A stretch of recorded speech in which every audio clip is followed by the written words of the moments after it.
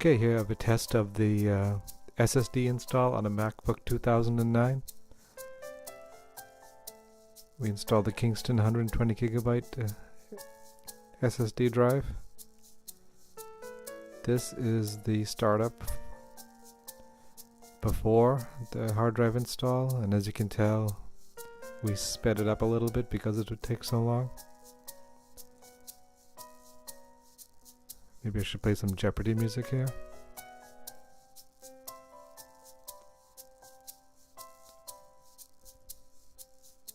And we are almost done.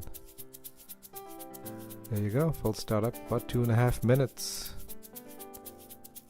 Now we are doing the post-install test. And this one does not need to be sped up.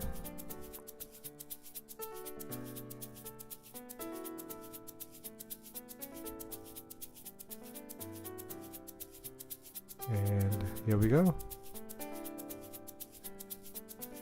Decided to open up Safari just to give it a equal look.